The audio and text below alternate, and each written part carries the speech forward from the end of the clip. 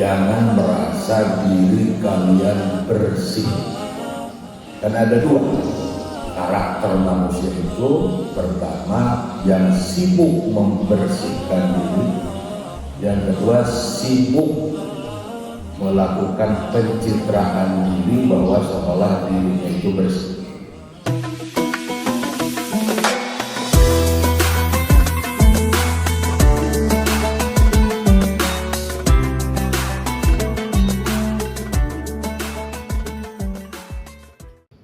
Assalamualaikum warahmatullahi wabarakatuh.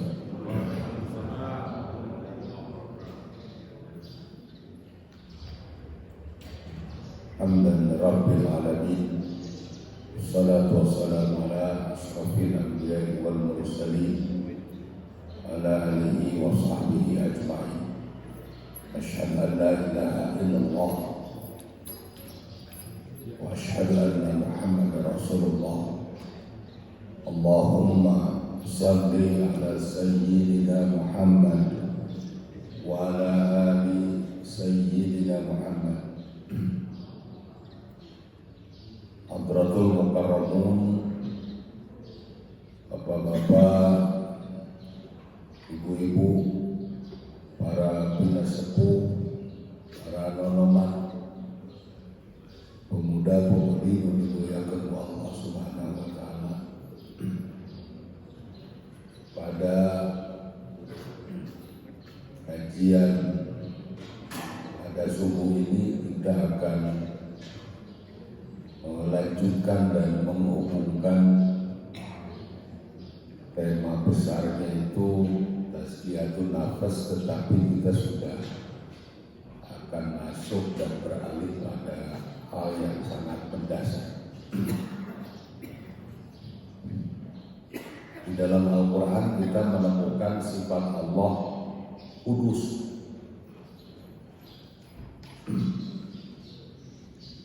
yang penjelasannya di dalam Al-Quran kita sering dihubungkan dengan tasbih, kudus, suci, bersih,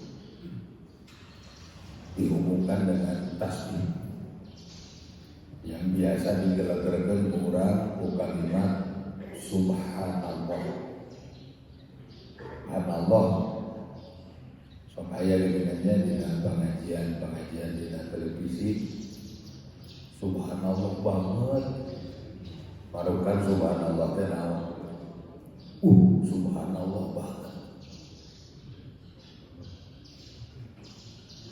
ya, dengan apa sih sebetulnya tersabiyos dan bahasa ulama karena beda adanya namanya. Assalamualaikum ya marukat dan punten gini. Assalamualaikum punten marukat, assalamualaikum punten. Padahal tidak ada wawu setelah kah. Assalamualaikum nggak ada wawu, tapi tidak masalah. Kudu nama diomeh, ya. Tidak persis seperti apa yang dilafalkan oleh orang-orang Arab. Ya, dari lidah kita kan lidah Sunda, lidah Indonesia. Dari lidah Arab malam nanti dari lipat ke lam. Assalamualaikum. Ya salam, ya salam. Jadi lam nanti ada nilai saya lidah ini. Tapi kan berapa? Kudu gitu-gitu deh. Namun kira-kira tidak bisa. Assalamualaikum beres. Assalamualaikum. Orang Arab assalamualaikum. Jadi si lidah nanti dilipat ditapuk. Salam, ya salam, ya salam. Nah, kita akan coba bincangkan ayat-ayat Al-Quran, sunnah Rasulullah SAW yang ada hubungannya dengan kesucian Allah. Makanya ayat rekolnya di dalam Al-Quran Al-Quran, wala tuzakku anfusakum, jangan merasa diri kalian bersih. Kan ada dua karakter manusia itu. Pertama, yang sibuk membersihkan diri, dan ini yang akan kita tempuh dan terus pertahankan. Yang kedua, sibuk melakukan pencitraan diri bahwa seolah dirinya itu bersih. Nah, ini yang tidak boleh. Wala tuzakku anfusakum, sibuk melakukan pencitraan bahwa dirinya ingin dianggap oleh orang lain bersih. Padahal bersih mah Allah. Allah disifati di dalam Al-Quran dan hadis kursi, hadis-hadis Rasulullah itu dengan sifat kudus. Nah, untuk sampai ke situ kita akan membincang at-tasbih fil Quran, tasbih di dalam Al-Quran.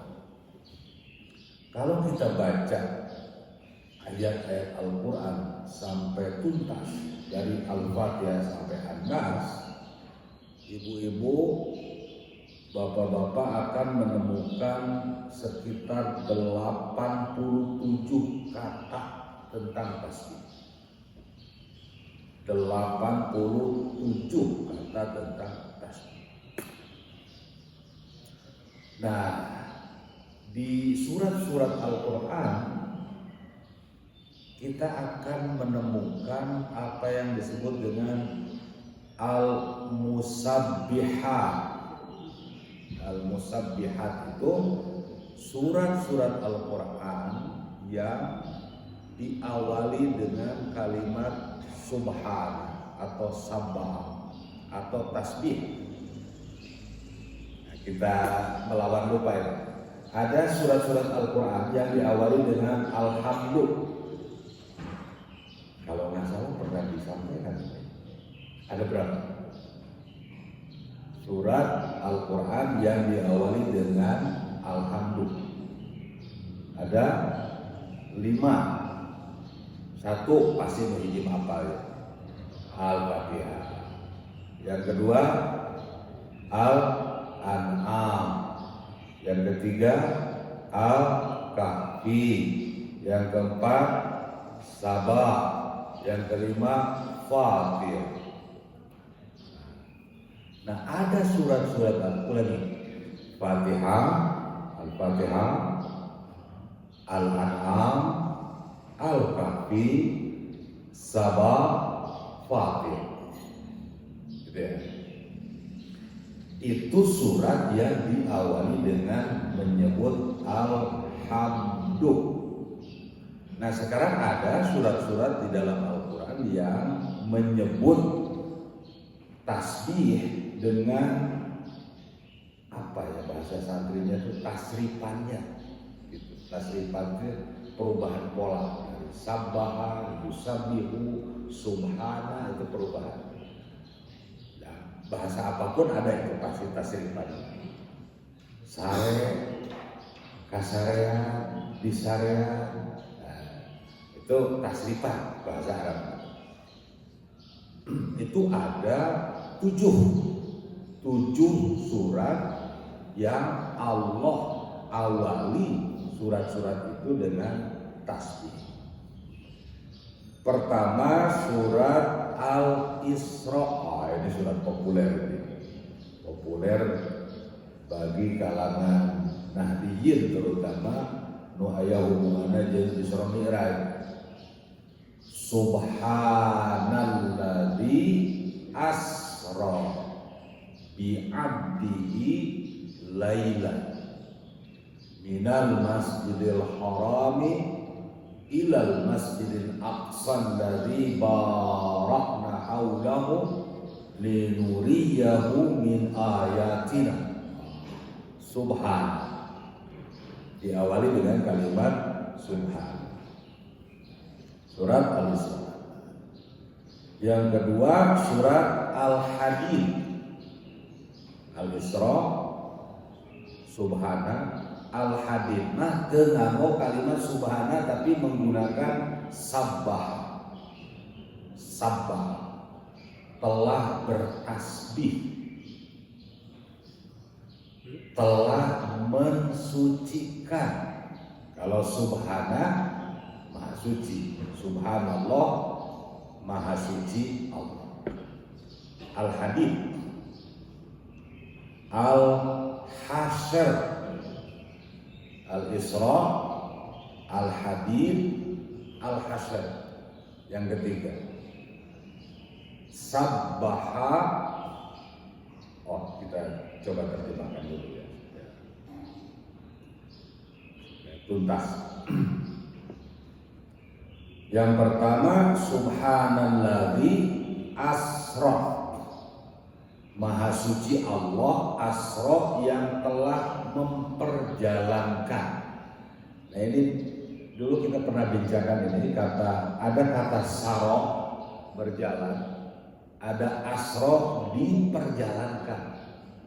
Bahasa Sunda nama saro malempang, asro dilempangkeun.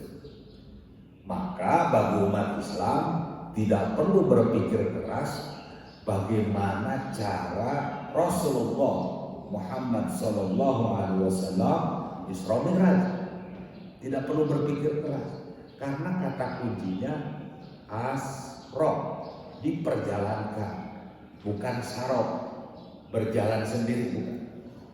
Jadi dalam bahasa lainnya, Allah itu kepada Rasulullah Muhammad membawa, atau Nabi Muhammad dibawa, gitu ya. Nah, ini dulu apa itu? Dalil golernya pernah kita bincangkan, apa? Dalil goler Isra Mi'raj itu. Dalil goler itu dalil yang kudu pakai Al-Quran yang hadisnya.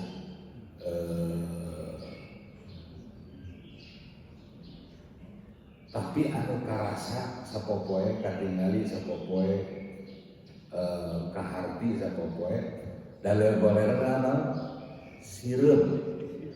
Masih ingat nggak? Semut.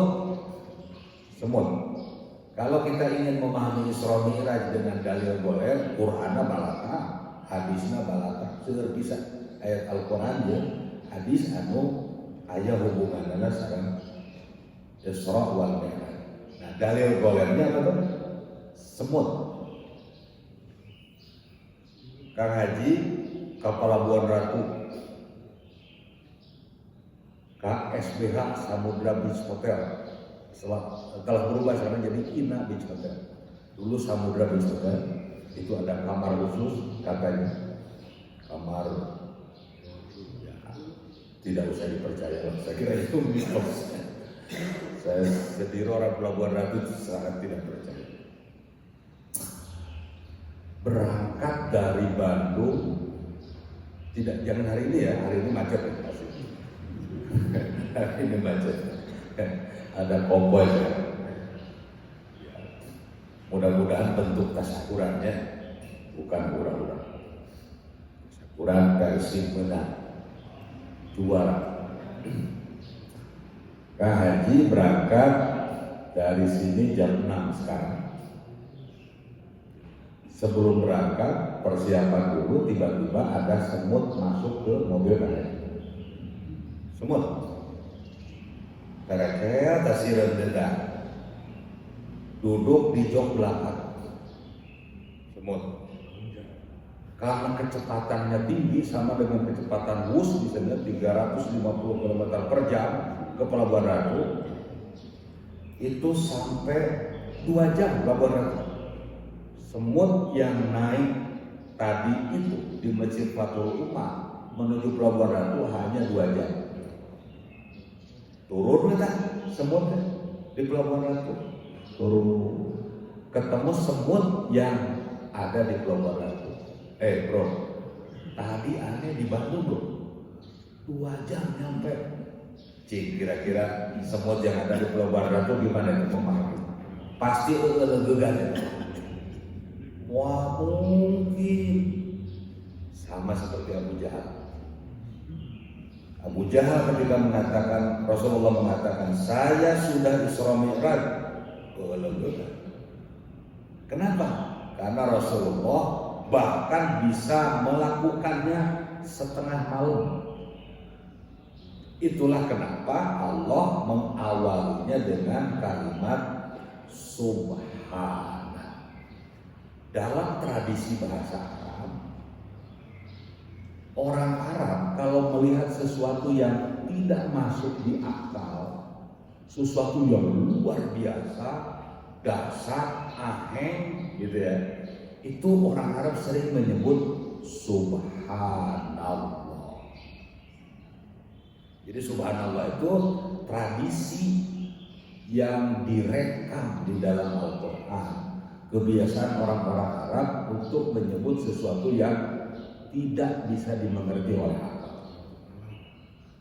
Ayah sapi anak memek, sapi anaknya kambing, pasti orang Arab menyebut Subhanallah, gitu ya.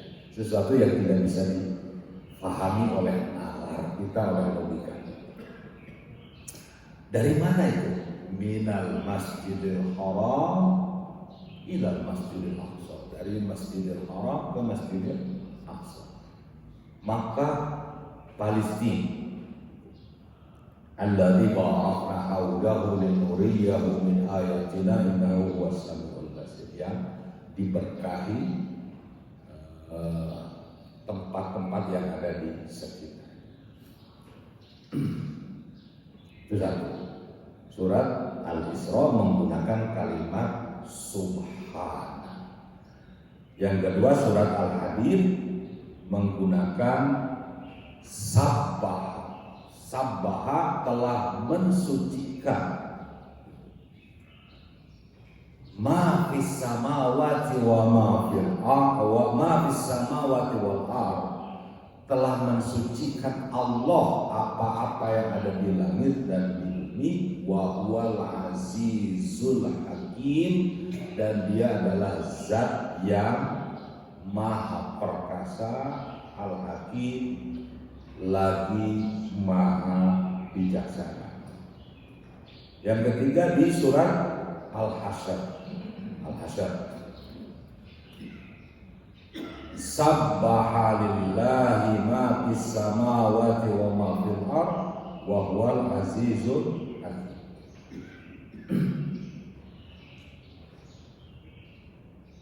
Surat As-Saff. Sabbaha lillahi ma fis samawati wa ma fil ardh wa huwal azizul hakim.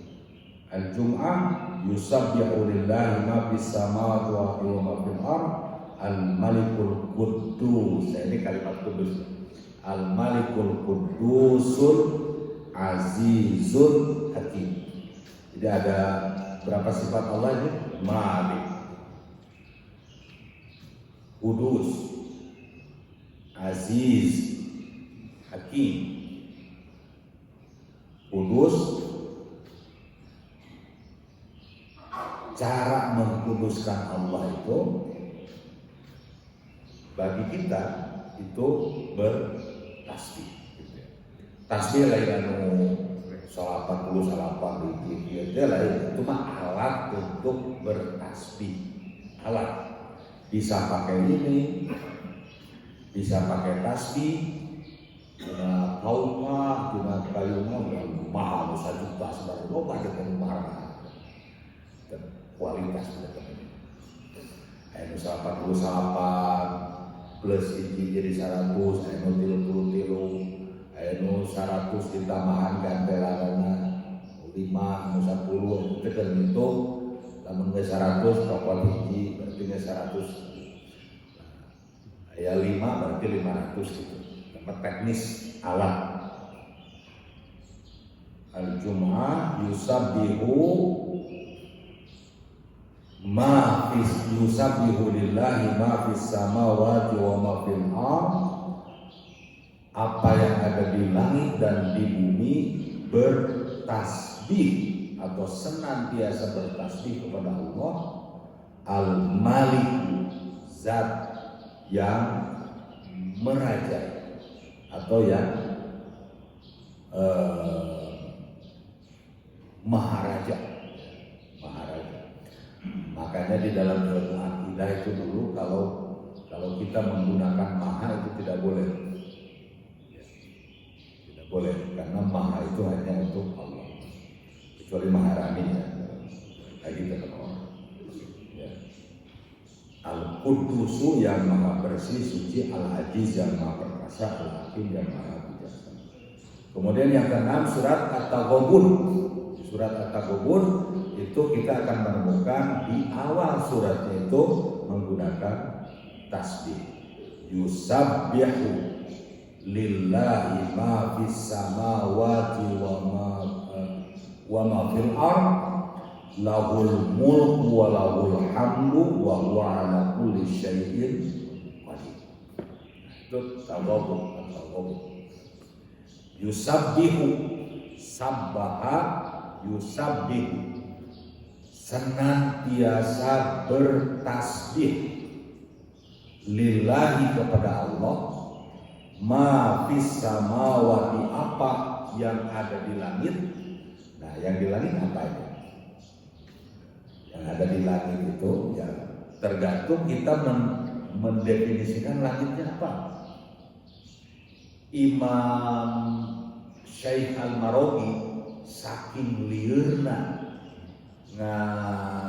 ngabahas langit itu, kemudian ia hanya mendefinisikan langit itu ma fauqa ra'sina, apa yang ada di atas kita itu disebut langit, kata Syekh Mustafa Al-Marawi. Yang di bawah kita bumi, di atas kita langit, di bawah kita bumi, maka dia disebut langit-langit, langit. Nah, itu yang ada di atas kita. Yang ada di atas kita itu kan banyak berarti ya. Sebut saja yang benda-benda padat, benda matinya itu galaksi. Gugusan bintang-bintang, ada galaksi Bima Sakti, galaksi Andromeda. Setiap galaksinya itu ada jutaan, ada miliaran planet. Itu semua bertasbih pada Allah Subhanahu wa Ta'ala. Dasar. Lahul mulku, milik Allah lah kerajaan. Walahul hamdu, milik Allah lah pujian.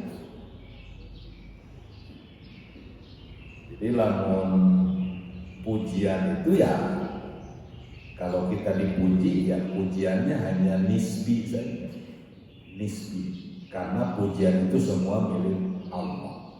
Itulah kenapa dalam ilmu tafsir kita akan menemukan misalnya alhamdu pakai alif lam, alhamdu itu bentuknya tunggal, alhamdu. Hamdun tunggal, mufrad bentuk, tapi diartikan segala puji.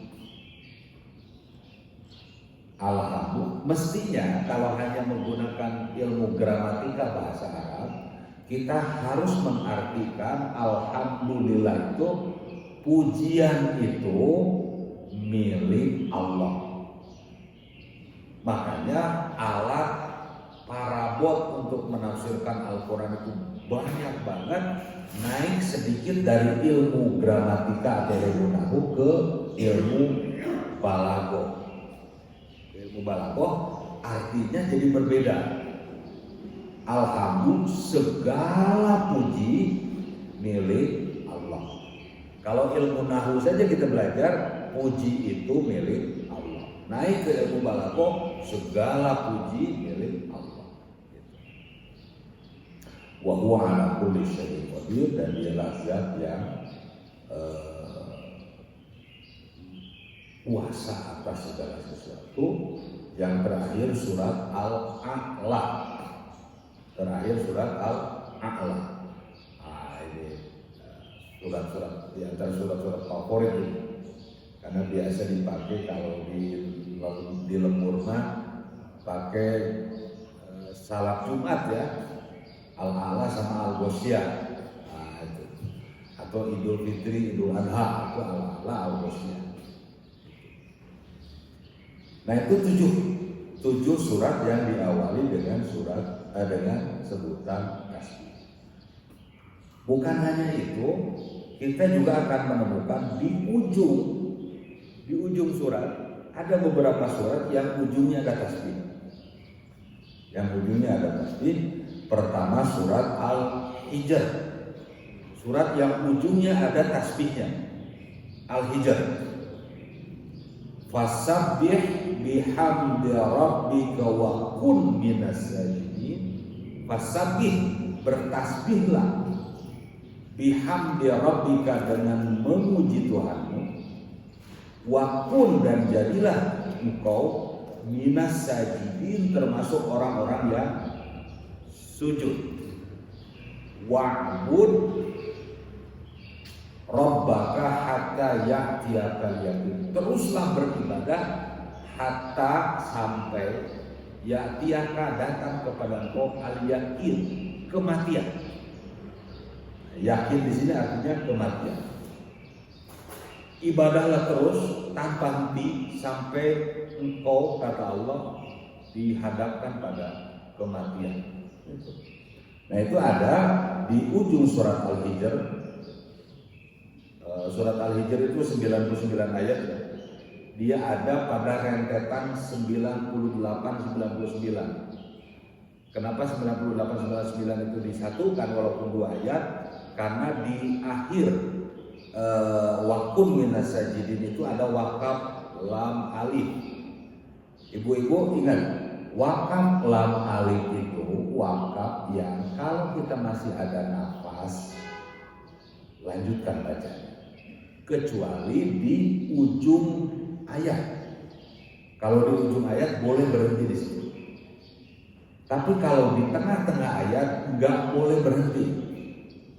Untuk apa wakaf itu?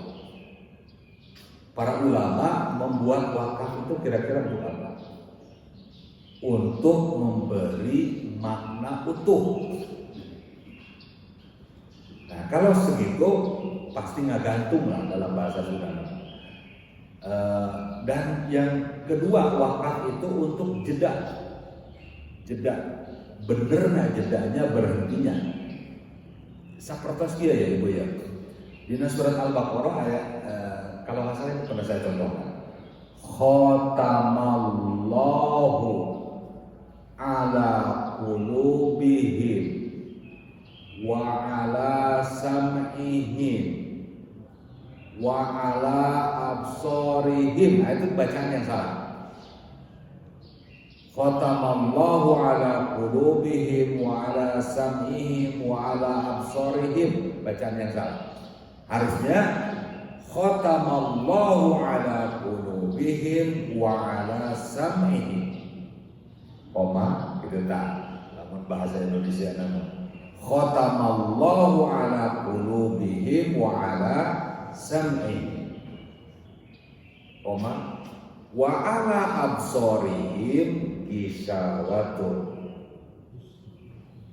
Khatamallahu ala qulubihim wa ala sam'ihim, yang dikunci sama Allah itu hanya 2. Qulub, lain qulub bahasa Sunda ya, direbus qulub bahasa Sunda.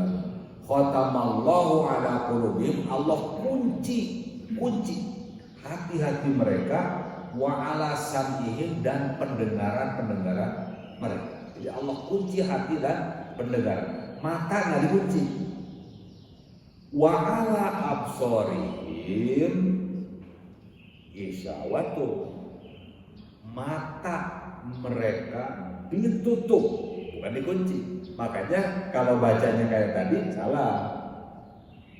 Khatamallahu ala qulubihim wa ala sam'ihim wa ala absorihim, lepas.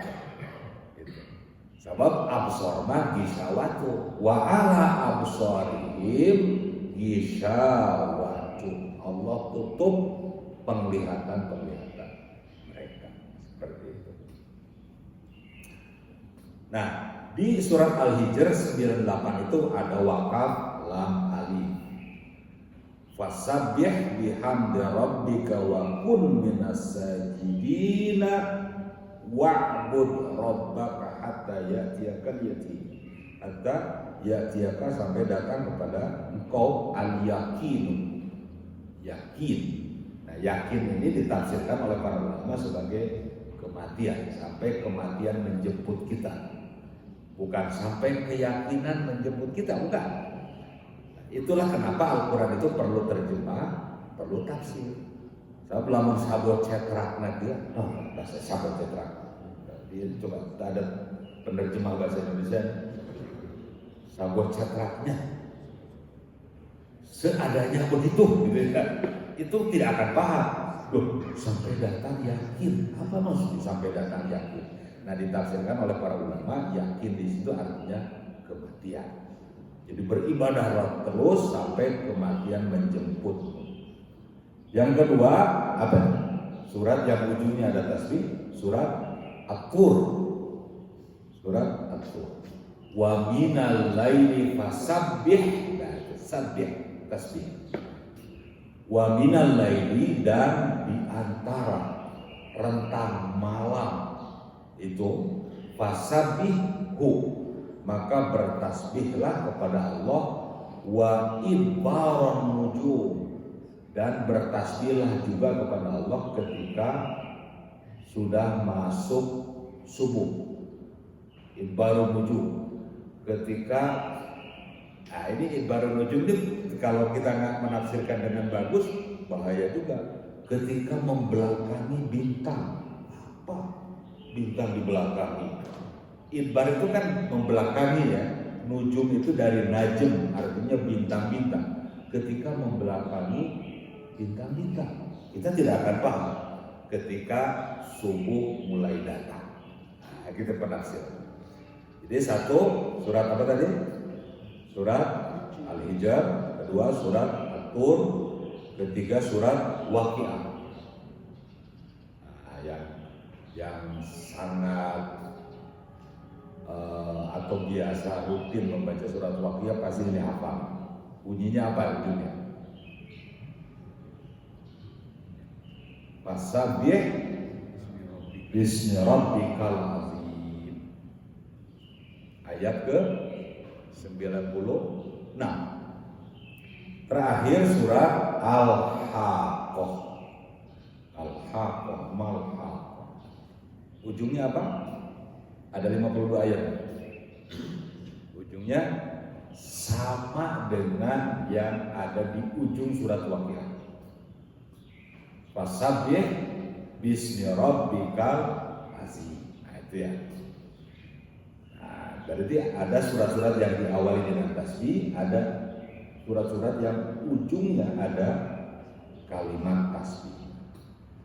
Nah, sekarang pertanyaannya, siapa yang bertasbih?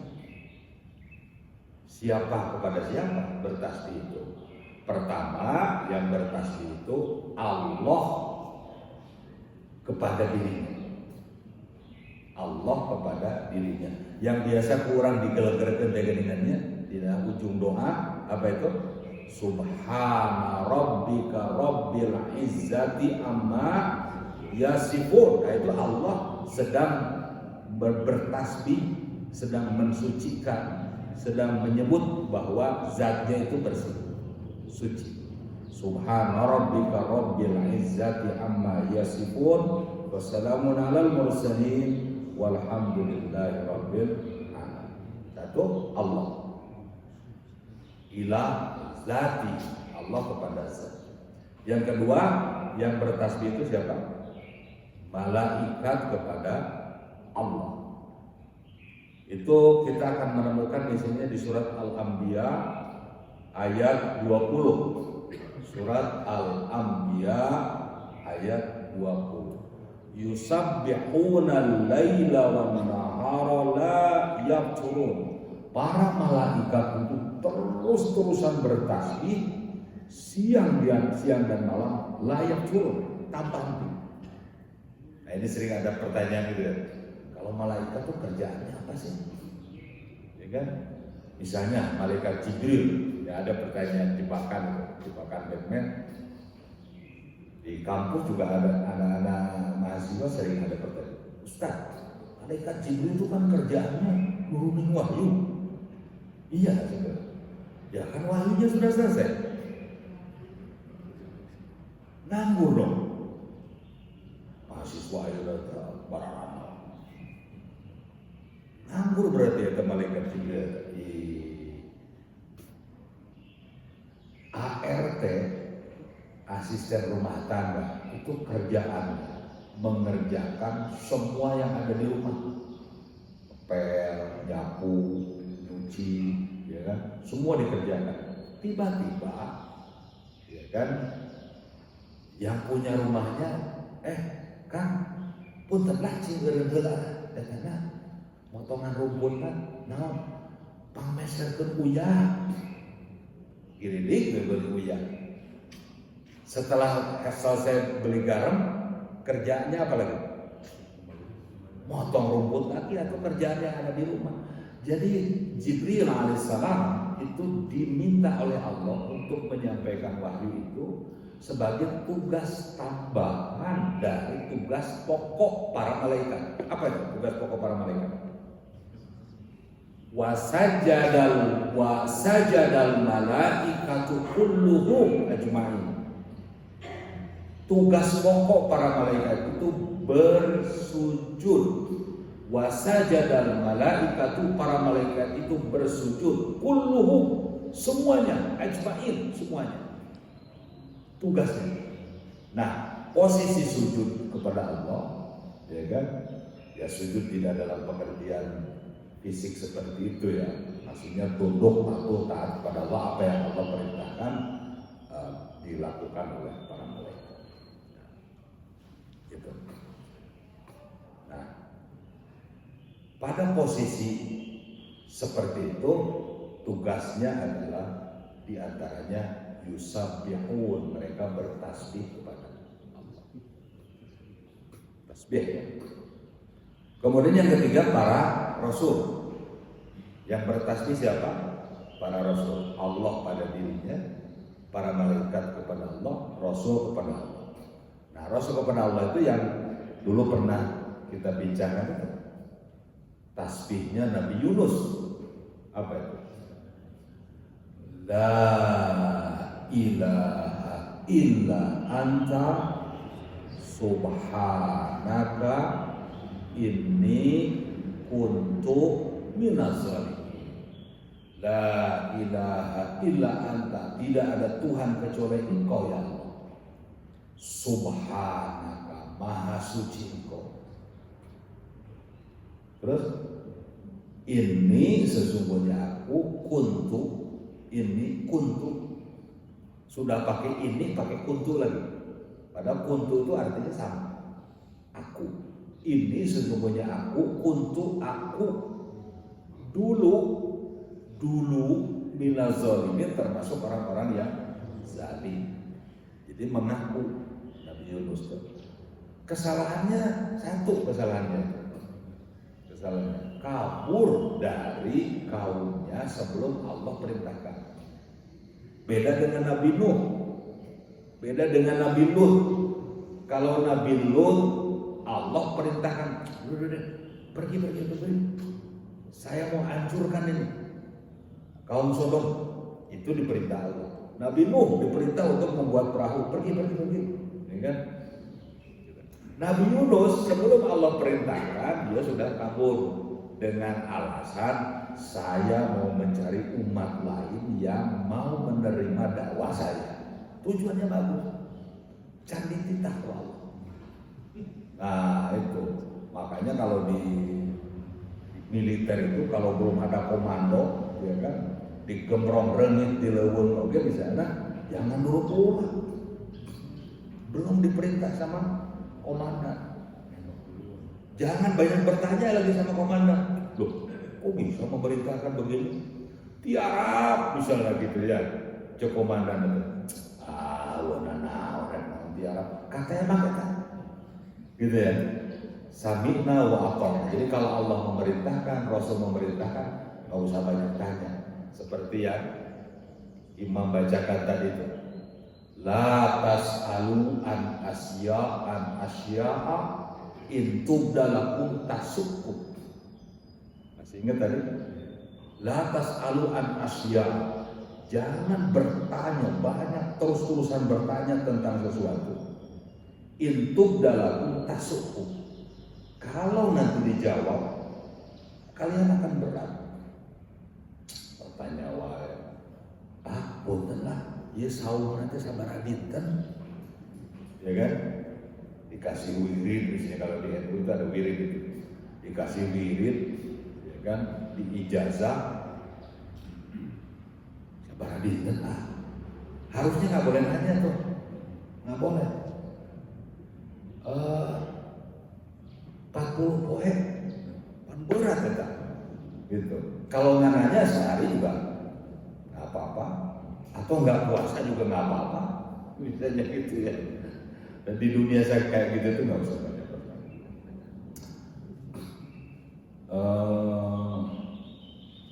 Nabi Adam dulu pernah menyebut tasbih juga ketika ada perdebatan antara dirinya dengan para malaikat. Wa isqala rabbuka lil malaikati inni ja'ilun fil ardi khalifah. Qalu ataj'alu fiha ma yufsidu fiha wa yasfiku dima'a wa nahnu nusabbihu bihamdika wa nuqaddisu lak. Nah, di obrolan itu ada subhanaka la ilma lana illa ma 'allamtana. Nah, itu tasbih Nabi Adam alaihissalam. Kemudian tentu kita bertasbih juga. Yang bertasbih siapa? Orang-orang mukmin kepada Allah. Wa yaquluna subhana rabbina in kana wa'du rabbina maf'ula. Misalnya ada di surat Al-Isra. Nah, ini yang agak lumayan kita harus melakukan perenungan dan riset ya. Itu bukan hanya mukmin juga yang bertasbih itu. Kemudian benda-benda padat, benda-benda mati, ya kan? Itu bertasbih. Kita akan menemukan misalnya gunung bertasbih, gunung dan burung bertasbih. Silahkan nanti di searching ya di Al-Anbiya ayat 79, surat Al-Anbiya ayat 79, gunung dan burung bertasbih. Surat Al-Anbiya ayat 79. Wa syakharna ma'a Dawudal jibal. Allah tundukkan untuk Nabi Daud gunung. Yusabbihna wa tayra. Gunung itu bertasbih, wa tayra dan burung juga bertasbih. Eta bahasa urangnya. Kumaha tasbih namanya? La tas'alu an asya, ya kan? Tapi jangan merujuk ke Mama Bukron, oke deh, guys. Ngobrol jeung sieun misalnya lupa. Secara rangkel. Berikutnya yang bertasbih itu yang hujan suka bunyi tuh. Guludung apa?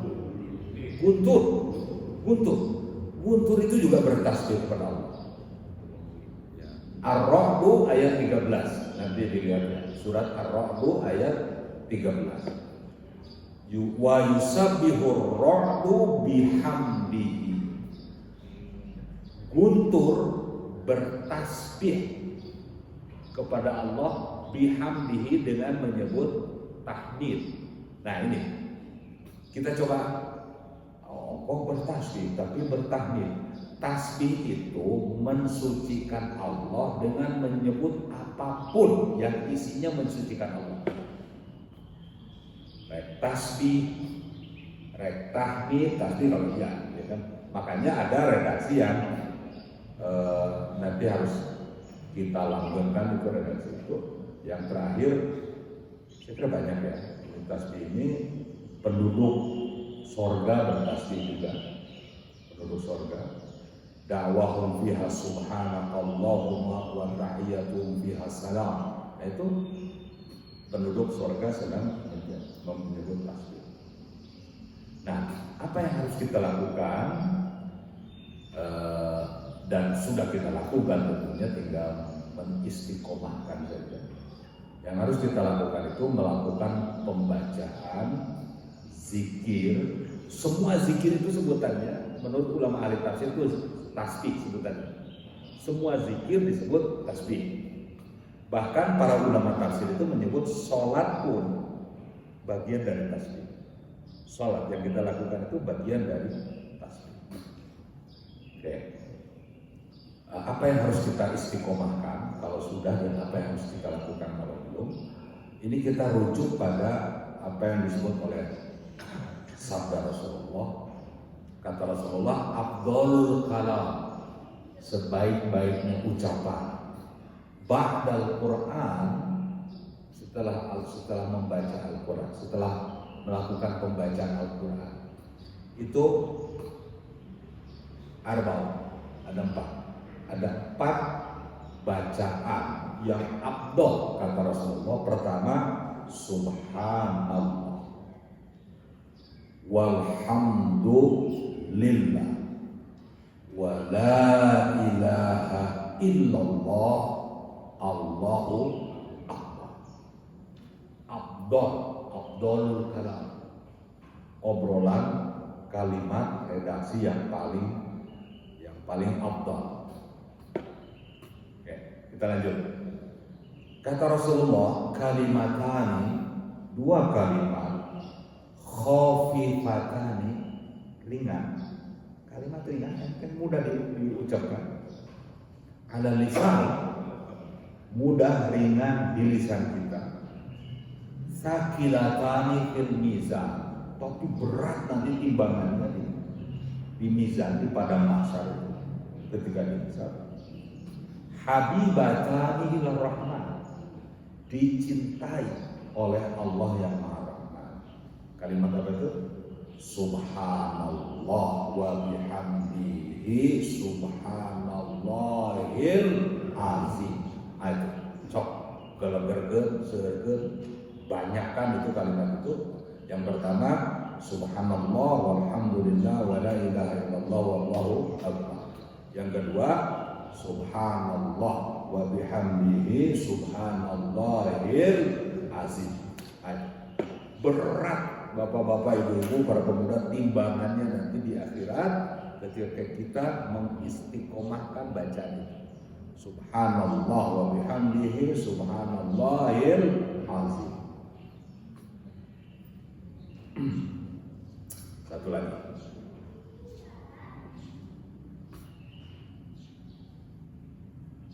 Rasulullah Shallallahu Alaihi Wasallam ini untuk melawan lupa, sebetulnya sudah kita bincangkan ini di tema besarnya dulu tentang doa. Tema besarnya tentang doa. Kata Rasulullah, da'watu dhinnun, doanya dhinnun, yang orang yang berada di dalam ikan paus kan dia, ya pokoknya ikan gede lah. Doanya Nabi yang berada di ikan hiu itu, idza'a wa huwa fi batnil hut, ketika Nabi itu, ketika seseorang itu berada di perut ikan hiu, doanya itu la ilaha illa anta subhanaka inni kuntu minaz zalimin. Nah itu doanya. Fa innahu, nah ini pesan dari Rasulullah, fa innahu, maka sesungguhnya lam yad'u biha rajul, seseorang tidaklah berdoa dengan doa yang tadi itu, illa istajaballahu lahu, kecuali Allah akan mengijabahnya. Jadi kalau kita ingin doa kita diijabah, perbanyak, rutinkan, istiqomahkan la ilaha illa anta subhanaka inni kuntu minaz zalimin. Nah, para ulama ada yang meraciknya, kaji, ada yang meraciknya, doanya itu dilakukan di satu tempat, ya di rumah kita lah, di kebun awi, ya kan? di rumah kita, tapi cahayanya digelapkan. Digelapkan, ya tongkuai itu mau akan tinggalin. Digelapkan itu untuk menjaga, meningkatkan, menaikkan kehusuan kita berdoa kepada Allah. Jadi seolah-olah hanya ada kita dengan Allah. La ilaha illa anta subhanaka inni kuntu minaz zalimin. La ilaha illa anta subhanaka inni kuntu minaz zalimin. Jangan dihitung. Jangan dihitung. Sebanyak mungkin. Kalau dihitung nanti akan mengejar target. Jangan dihitung. Saya pukul kakak 200, itu kan berbahaya itu. Keikhlasannya bisa tereduksi dengan cara menghitung sebanyak-banyak. Jadi ini janji Allah, kalau orang berdoa dengan menyebut la ilaha illa anta subhanaka inni kuntu minaz zalimin, Allah pasti akan mengabulkan. Innallaha la yukhliful mi'ad. Sesungguhnya Allah tidak akan mengingkari janji. Tapi tentu saja dengan beberapa syarat-syarat berdoa ya, harus dipenuhi. Hadratul Mukarramun, Bapak-bapak, Ibu-ibu, ini sebagian dari kajian tentang tasbih di dalam Al-Quran. Masih banyak ayat-ayat yang berkaitan dengan tasbih. Tadi sudah disebutkan ayat-ayat tentang tasbih itu ada 87 tentang tasbih di dalam Al-Quran. Insyaallah kalau ada kesempatan lagi kita akan mencoba membincang lebih luas, lebih dalam tentang tasbih di dalam Al-Quran yang nanti akan direlasikan dengan Al-Qudus. Sifat Allah di antara yang 99 Asmaul Husna, Al-Qudus. Al-Qudusus salamul mu'minul muhaiminul aziz. Hadratul Mukarramun anu leres nanti Allah musalah nanti kabodohan singkurin. Apunten pokok sapanon jarang sapakan luhur sahur bae caret. Assalamualaikum warahmatullahi wabarakatuh.